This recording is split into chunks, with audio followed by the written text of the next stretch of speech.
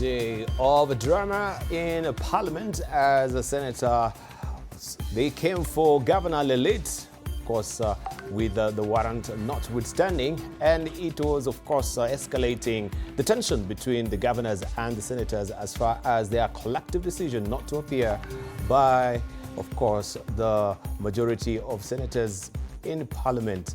And we shall be discussing that with our guest tonight here on The Insight. But first, the highlights.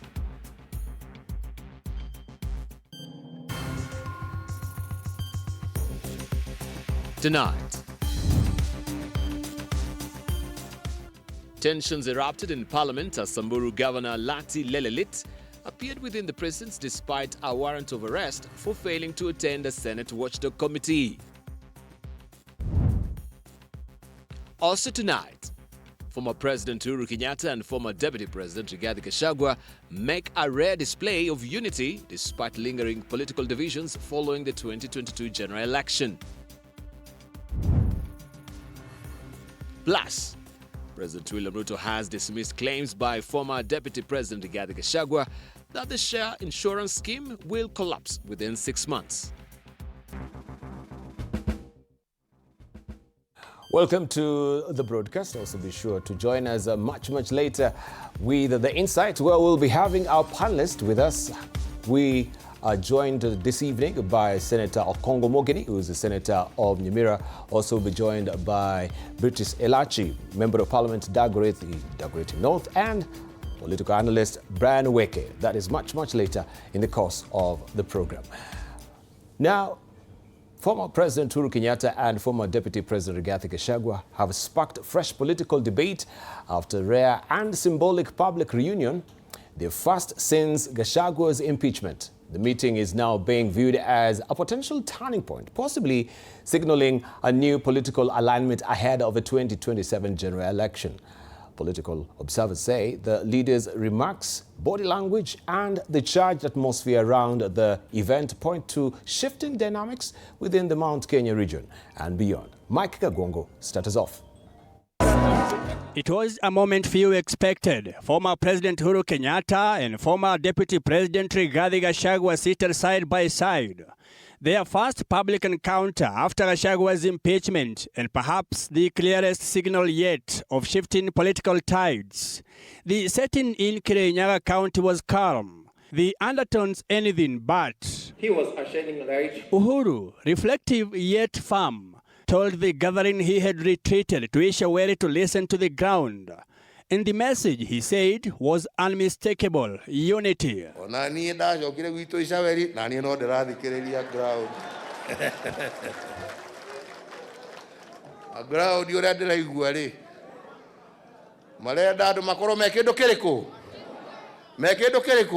In a subtle but pointed reminder, the former head of state revisited his 2022 remarks on the country's direction then, drawing laughter but also prompting sharp reflection.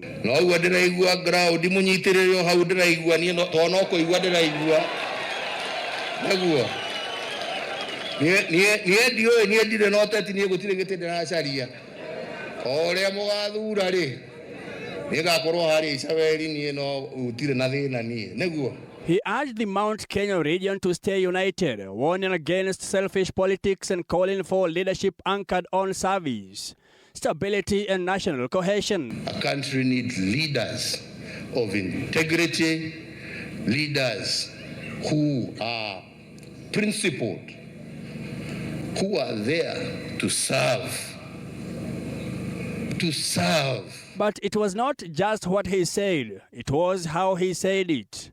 Calm, measured, yet loaded with political undertones.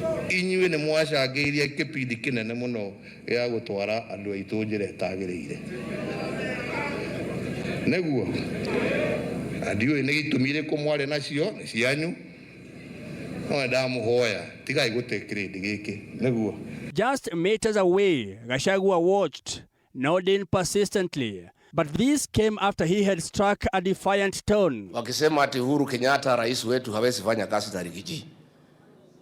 Mulijua namna gani? How do you know? Let me tell you, Kasongo. Wewe hujui sisi. Declaring that no force could come between him and Uhuru Kenyatta, Gachagua signaled a renewed political bond, one rooted in shared regional identity and now possibly shared political destiny. The fact tulikupatia kura unafikiria wewe unatujua. In fact you think you are one of us. You are not. You don't know us. You don't know us. Behind the scenes, calls for unity intensified, with former PS Karanja Kibicho urging opposition figures to close ranks and positioning Uhuru and Gachagua as key players in potential new political dispensation for the country. He wants you to know that this country is going through a lot of tribulations. Tuko kwa ground. Na watu, Your Excellency, half of them jioni hawatakuwa na chakula ya kukula, not because they don't work hard. Raila Amolo Odinga told people in ODM ya kwamba mwache kuzungumza mambo ya two term. Alisema wazi ya kwamba hakuna mambo ya two term.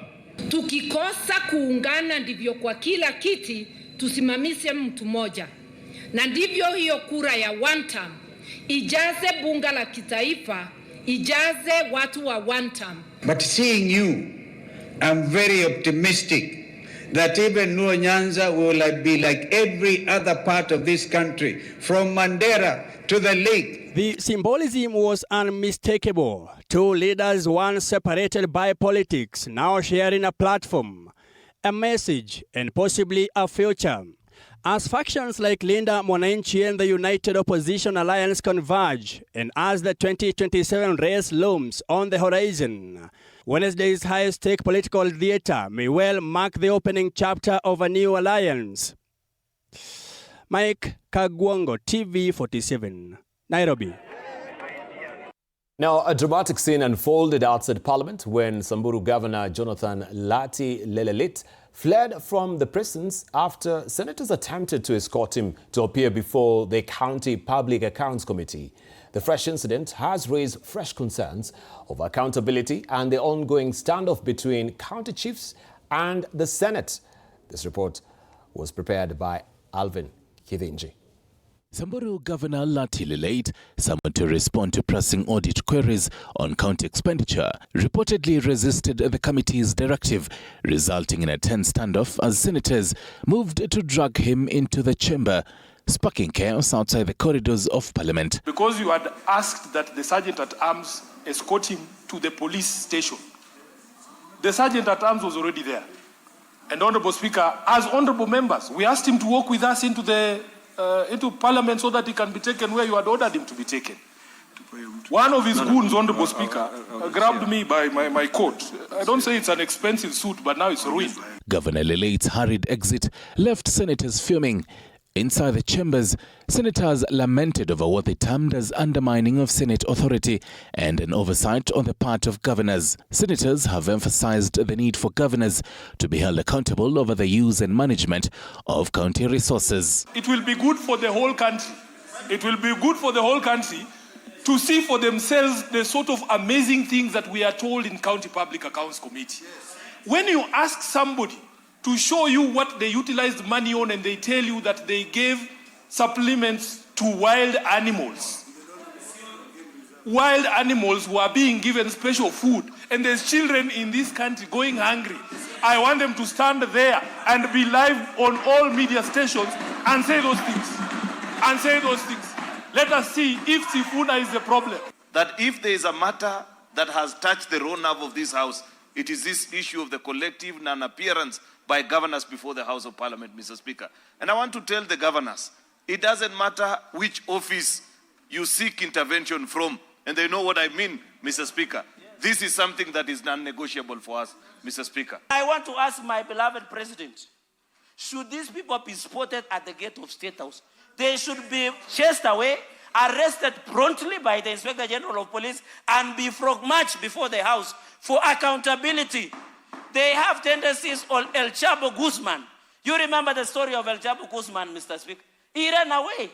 But it was finally caught up, Mr. Speaker. The governor, however, has defended himself, saying he is willing to give answers to any queries the senators might have and that he has not refused to appear before the Senate, explaining that he had requested for a rescheduling of the summon before the County Public Accounts and Investments Committee. I was even friendly. I told them what's wrong. They told me we want to go to Parliament so that we can talk to you. So I said, why are you assaulting me then? Then we were walking.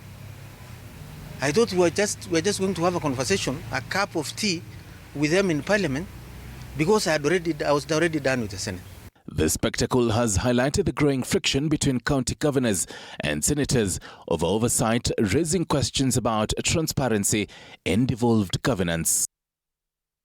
To matters health now, where debate over the future of the Social Health Authority is intensifying, with William Ruto strongly defending the scheme as a game changer in achieving universal health coverage. However, sharp political exchanges and emerging financial concerns are now raising critical questions about the scheme's sustainability, with critics warning of a looming collapse. Elizabeth Atieno has more. I have information that SHA will collapse in another 6 months. And we'll have a crisis of unknown magnitude in the health sector. Is it a warning or is it a baseless proclamation? This statement by former Deputy President Rigathi Gachagua has left comments streaming in thick and fast. The president has equally weighed in on the matter, terming Gachagua as a pathological liar and prophet of doom. Kwa sababu mimi ni rais, nikajaribu kuchunguza hii habari alitoa wapi. Nikagundua kumbe alienda akaongea na waganga na wachawi ndio wakamwambia hiyo. The president insists that the Kenya Kwanza regime has paid the highest amount paid by any social security in Kenya using the Social Health Authority. Huyo mwenye anasema SHA ifanyi kwanza hajajiandikisha. Huyo mwingine hajakuwa mgonjwa. Health CS Aiden Duale has equally defended the Social Health Authority, calling on Gachagua to produce tangible evidence on his remarks, further accusing him of demonizing the Somali tribe. I am not like you, who disinherit orphans and widows. I'm not like you, who was lost his most prestigious job because of corruption and nepotism and tribalism. As the political factions trade words, what do the numbers say? So far, 30 million Kenyans have registered with SHA. However, only 5 million Kenyans are channeling their 2.75% monthly contribution to the Social Health Insurance Fund, which is one of the 3 funds under SHA. According to the Institute of Economic Affairs, from January to October 2025, the average monthly collection for SHIF was 6.5 billion Kenya shillings versus a requirement of 8.3 billion Kenya shillings per month. Additionally, in the 2025-2026 financial year, the funding gap in SHIF is 18.9 billion, while the gap in the Primary Healthcare Fund and the Emergency Chronic and Critical Illness Fund is 48 billion and 99.2 billion Kenya shillings, respectively. This data points to a widening financial gap in SHA, which, if not promptly addressed, could lead to a crisis. We have collected over 150 billion. 3, in the last 19 months. We have disbursed over 121 billion. According to the Ministry of Health, claims worth 27.5 billion have been submitted to SHA, of which a total of 18.1 billion worth of claims have been paid. 1.4 billion claims have, on the other hand, been rejected. Elizabeth Atieno, TV47, Nairobi. Independent Electoral and Boundaries Commission says it will continue engaging political leaders as it scales up voter registration efforts across the country. The Commission insists such collaborations are key to reaching more citizens, even as concerns emerge over the optics of sharing platforms with politicians. Quinto Wafula has more. IEBC commissioners joined Mombasa leaders at Mama Ngina waterfront, delivering a unified message on the power of change that lies in people's voice through participation in elections. Wakaji wa sehemu za pwani waweze kujiandikisha. So we have added more stations so that you are able to bring services to you, closer to you. Despite criticism over its engagement with politicians, the Commission maintains that it will continue executing its mandate of public outreach, even if it means working alongside political leaders. Hamfai kuonekanwa na wanasiasa, hamfai kuonekanwa sijui sehemu siasa zinafanyika, lakini watu wa Mombasa na wa Kenya naomba niwaulize, kama si wanasiasa, IBC ni ya nini? Mua kwa kauli moja kwamba sisi tutaenda pahali wananchi wako. Kwa sababu katiba inaturuhusu, katiba inatupa mamlaka kufanyia wananchi kazi. At identification card collection centers across Mombasa County, more than 20,000 IDs remains uncollected, a figure that clearly indicates an obstruction to residents in registering as voters. Coastal leaders led by Governor Abdul Somad Sharif Nasir have urged residents to take responsibility and actively participate in electoral process. Na tumekubaliana na machief na assistant chief waweze kutafuta wenyewe wapelekewe pali wako. Bila kadi yako ya kura umechukua sauti yako iende kwa mdomo wa mwingine azungumze anavotaka. Ukisema tu Mishimboko nitambwaga na kura uichukue utanibwaga na vipi? In Mombasa County, since September last year, 17,000 voters have registered, including 4,000 in the first 2 days of enhanced voter registration exercise. These figures have raised optimism that the county will surpass its target of more than 200,000 new voters, contributing to a nationwide goal of 6.3 million new voters and a total of 28 million eligible Kenyans participating in the next year's elections. Quinto Wafula, TV47, Mombasa. The Kenya National Commission on Human Rights is urging the National Treasury to urgently release funds allocated for compensation of victims of human rights violations. The Commission says it is working within tight timelines to finalize the reparations framework, even as victims describe the process as complex and emotionally draining. Sheila Chelagat reports.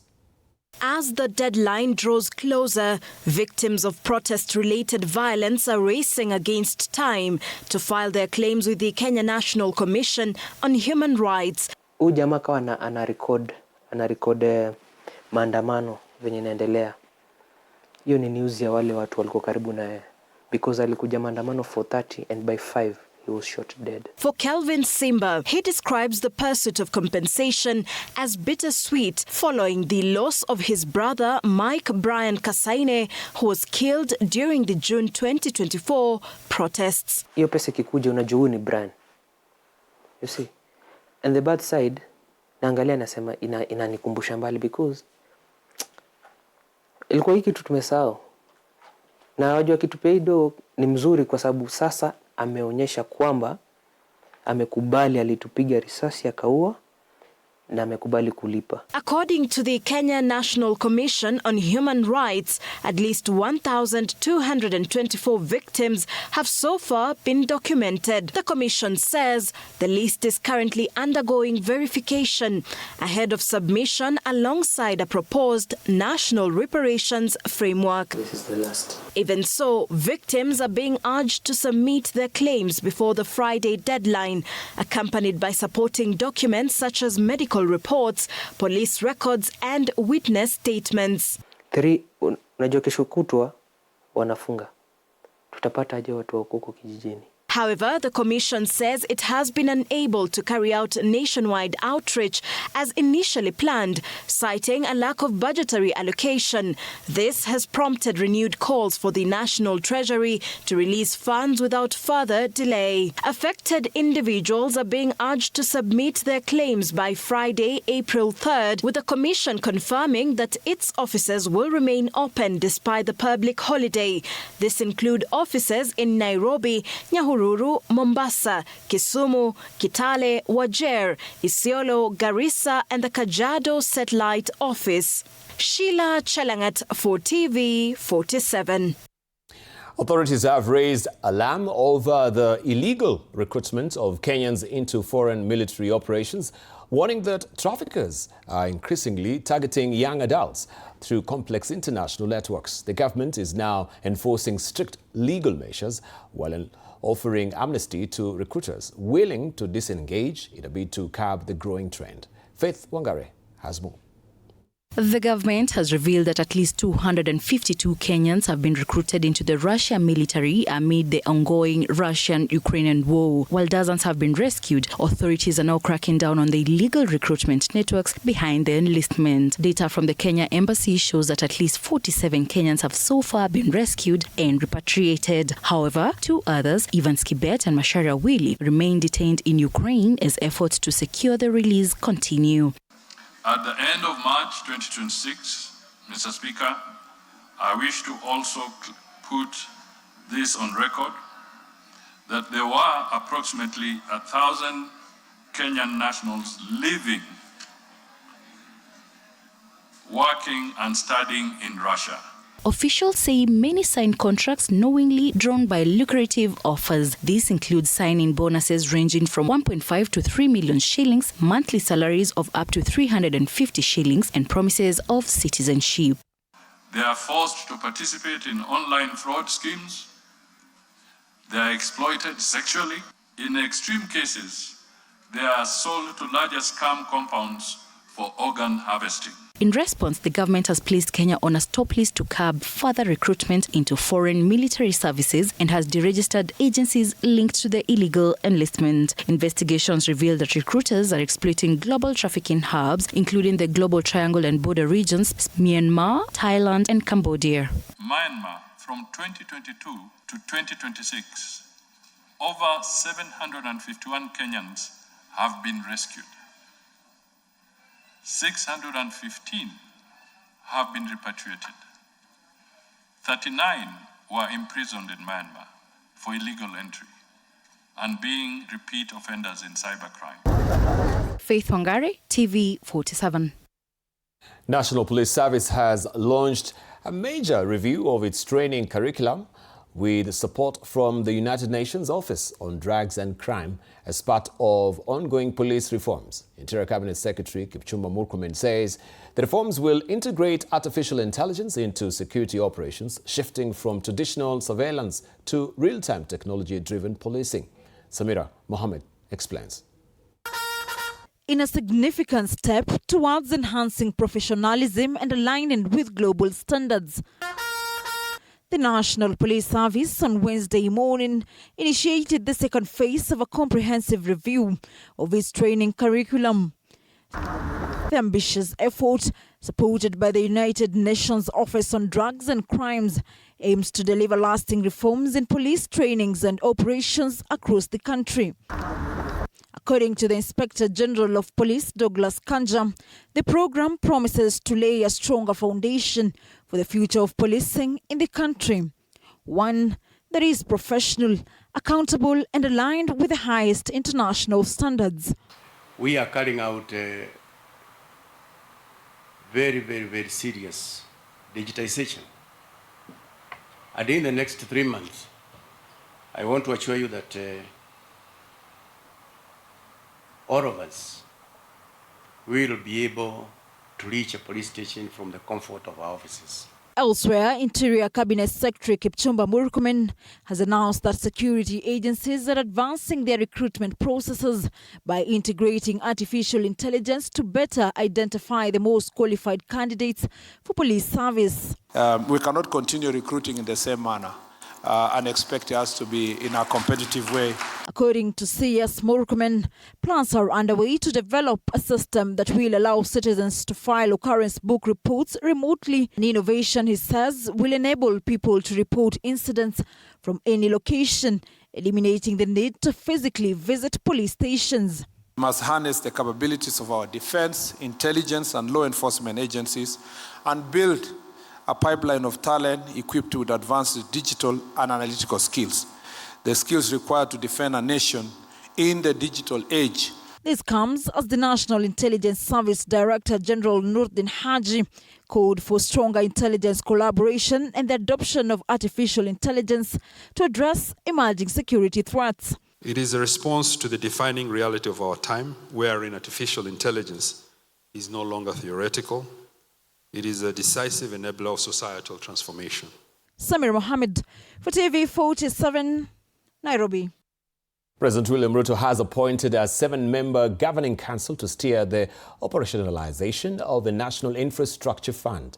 The council, chaired by Treasury Cabinet Secretary John Mbadi, is expected to fast-track the establishment of the fund's leadership and lay the groundwork for its rollout. Stanley Nyaringita has more.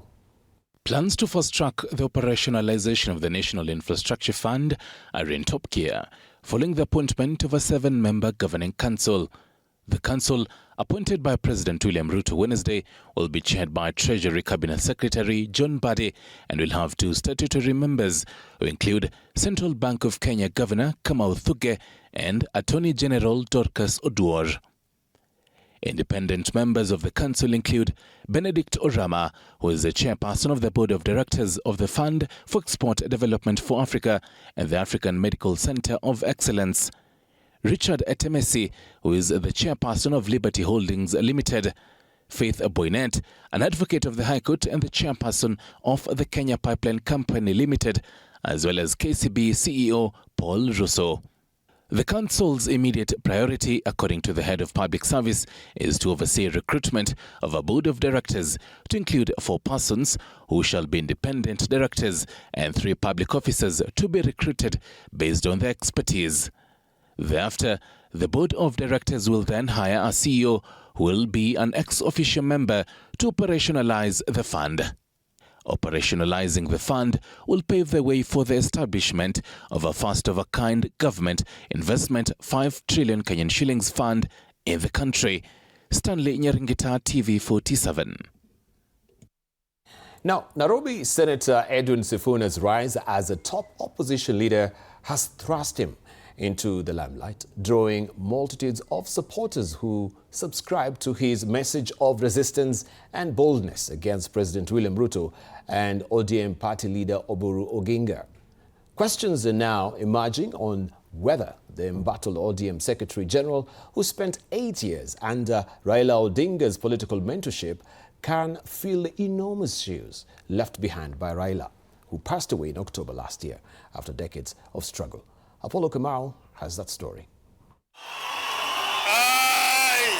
Just like his political mentor, the doyen of opposition politics, Raila Odinga, whose career was built over decades of resistance and charisma. Nairobi Senator Edwin Sifuna's rising star as a formidable politician, driven by his growing influence among the youth, is following a similar path, endearing him to the masses through brevity and resistance against President William Ruto and the ODM establishment. Musituletee bwana baba hakulea waoga. Wangapi hapa wanasema wao sio waoga? The death of Odinga in October last year triggered a power struggle within ODM, now split into 2 camps, Linda Mwananchi and Linda Ground, both claiming legitimacy over Odinga's political direction, especially on Ruto's re-election bid. Raila will not go into anything without an exit strategy. So even when he began working with President Ruto, he had an exit strategy. And if things did not work out, or if we got into a head with the corporation side, he was going to go and turn into his militant side. Since his ouster early this year, as ODM Secretary General, Sifuna has positioned himself as an anti-establishment voice, ready to step into Odinga's shoes and command his loyal base nationwide, a legacy built over decades. You know, Sifuna is growing bigger than ODM. If he succeeds, as you ask, the first thing that will happen, Oburu will be swept out of his feet in ODM. They will take over ODM by popular demand. But after that is what is more important. After having taken over ODM, they could take over the government. However, questions remain on whether Sifuna can sustain the momentum and transition from a party defender into a national political icon amid speculation about his ambitions and possible alignment with a broader united opposition. I dare say this, that Sifuna may very well be president before 2032. I'm seeing a situation where, for example, people vote to remove the president. Then he refuses to go. So there is chaos. In between that chaos, if you can launch won the election, if you will be the candidate and you win, in between that chaos, only Sifuna can be president. He's now selling the agenda of someone else. Why are you pretending? You cannot keep him in the party. He's gone. Now cast as an outsider by some former allies within ODM, especially in Luo Nyanza, Sifuna faces the daunting task of uniting a fractured support base, mobilizing nationwide backing against President Ruto, and sustaining Odinga's legacy in his quest to fill his shoes. Apul Kamau, TV47. All right, it's time to take a short break, but I'll be remiss if I don't show you also tomorrow's publication of The Star, which is fresh off the press. And this is what you'll be waking up to on the front page of The Star tomorrow. Rot, rats and raw sewage inside a broken prison system is what is a splash. Reports paint a grim picture of neglect across facilities. The story is tucked away on page 4 and 5 of the publication tomorrow. Also on the side, we have governors risking losing their jobs for snubbing Senate summons is on page 7 of the publication. Ruto meets women as Gachagua, Uhuru unite in Kirinyaga, and you can see the pictorials here. It was a busy day. And on top, let's look at the teaser. We have also health. Syphilis ravages sex workers as more than 10% test positive. And you can also read the voices there. Colonial era gamble, UN turned Olkaria into a geothermal superpower. A story there by Frank Ocheng. All right, time for me to select my thirst. We'll be back with more. Don't go away.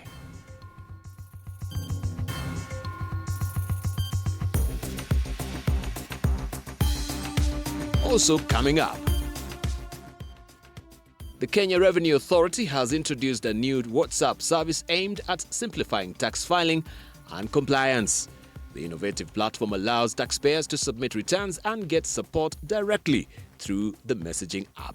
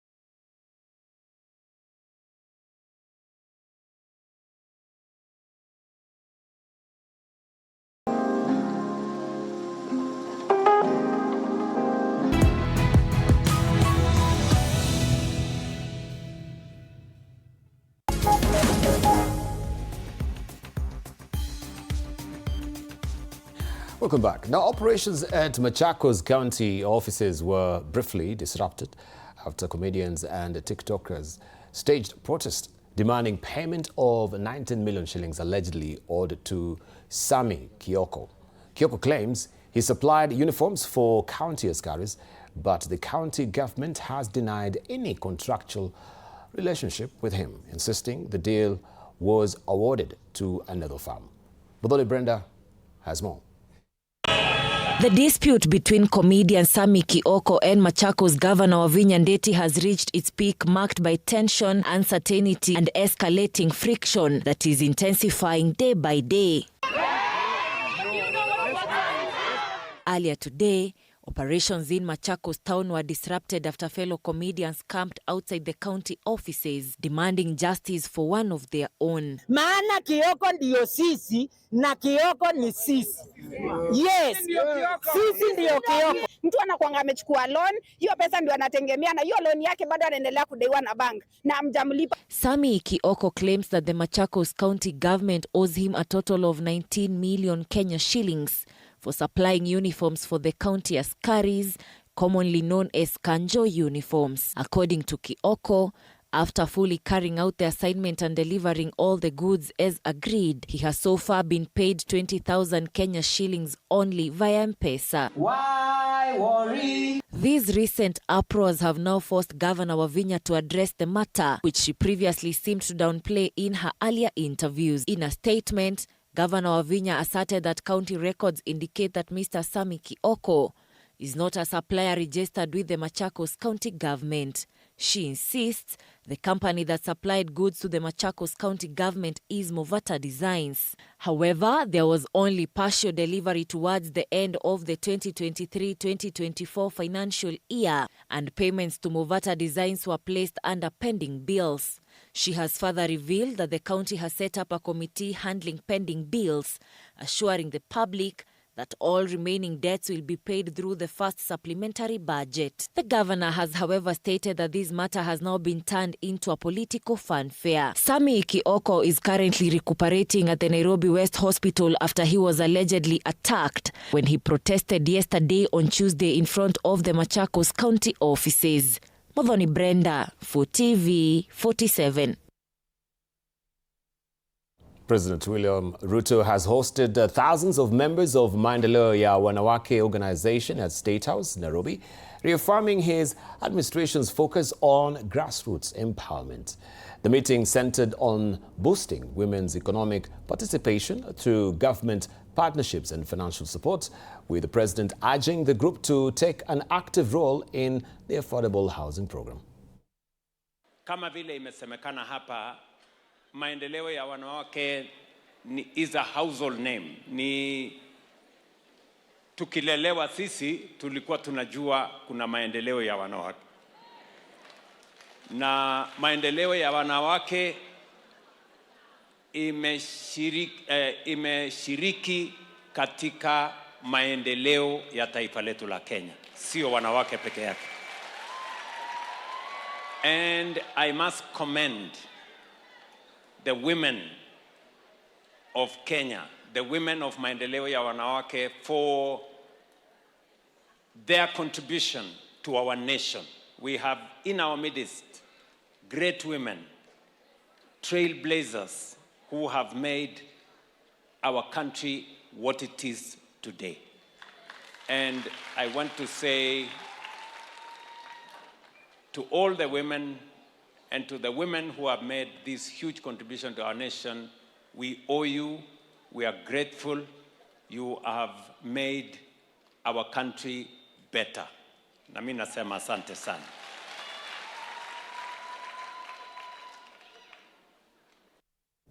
Right, time for business.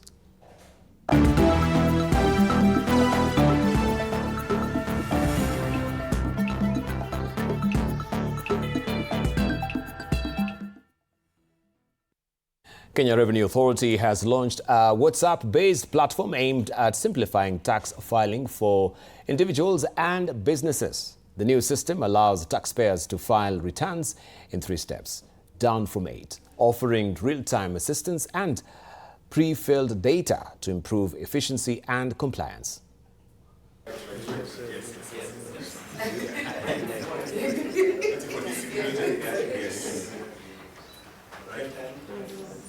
As KRA celebrates 30 years of service, we are making filing seamless and easy using technology. You can file your tax returns directly on WhatsApp, as has been demonstrated here. The process is simple, the process is fast, and the process is convenient. Taxpayers should take advantage of this innovation and file early this financial year. This new platform represents the standard of tax compliance at KRA. By using WhatsApp to file, the tax processes become smoother, faster, and more accessible to everyone.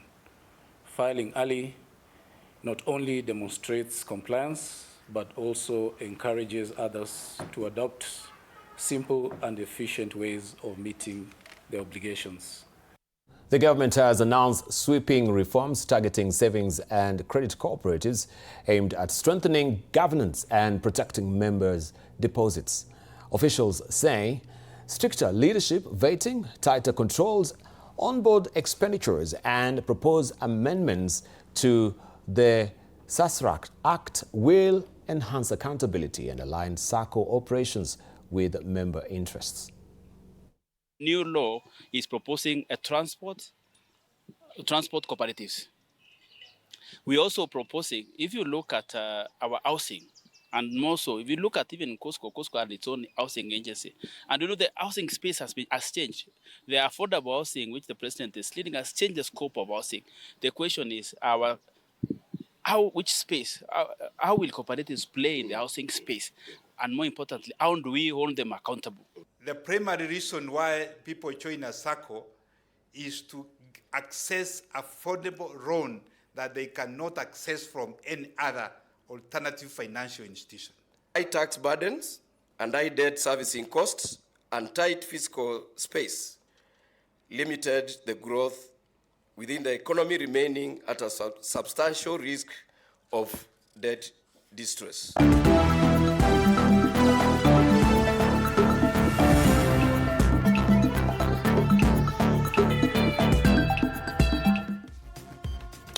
All right, let's see what is happening in the world of sports.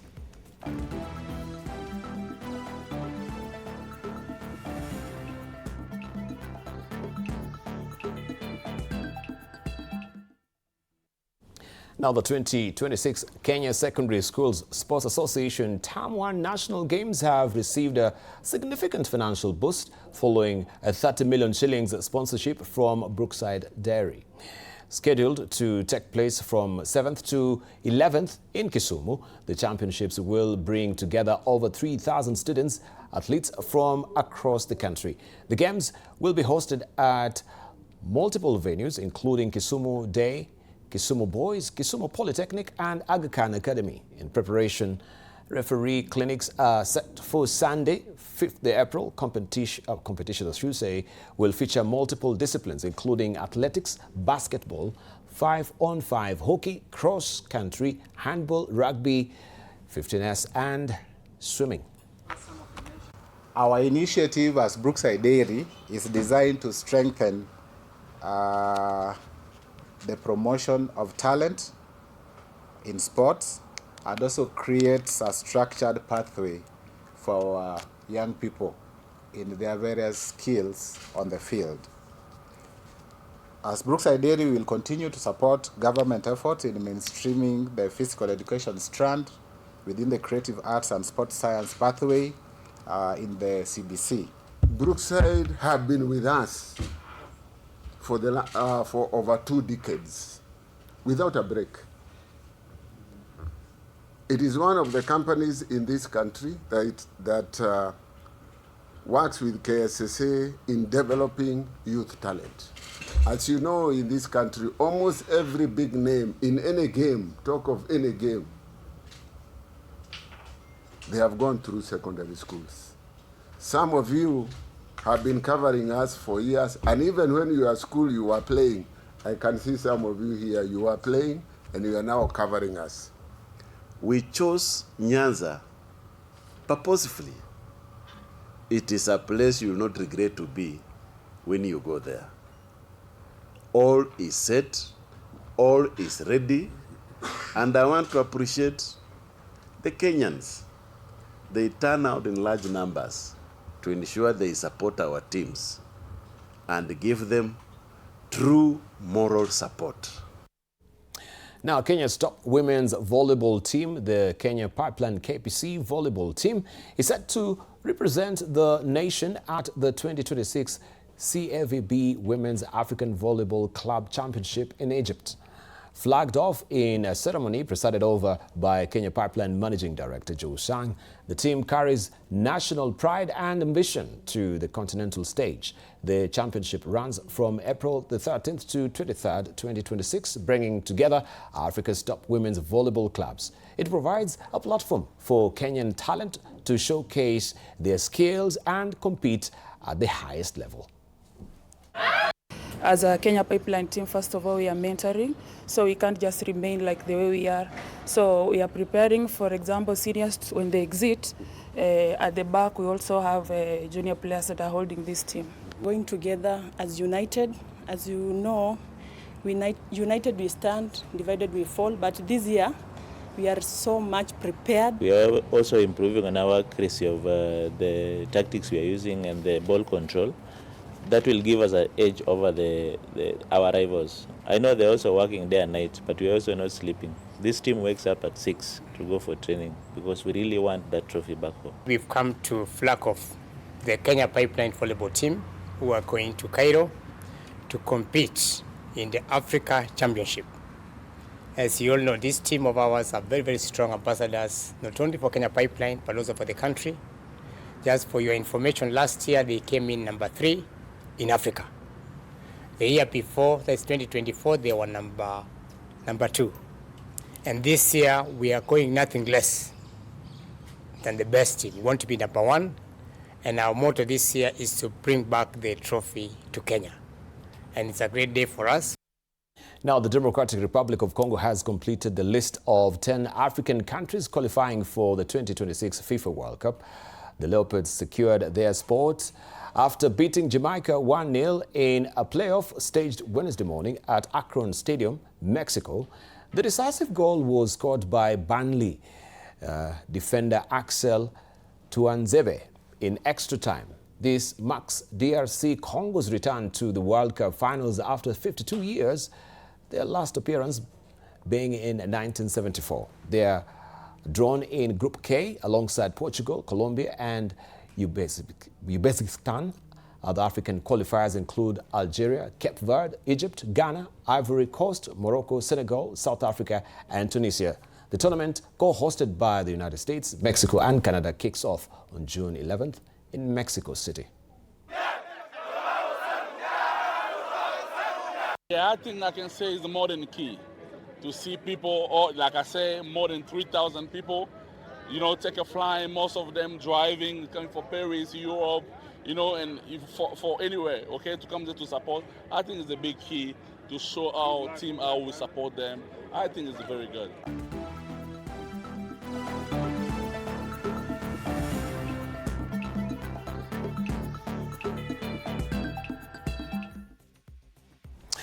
All right, that does it. That's all she wrote. We want to take a short break right now, but I need to just tease out what we'll be having on the other side of a break. These are the guests of Congo Mogeni, Nyamira County Senator. We have Beatrice Elachi, MP Dagoretti North, and Brian Weke, political analyst. They're already here, and we shall be delving deeper, untangling a host of issues, including that between the Senate and the governors as far as the collective division is concerned. We take that short break right now.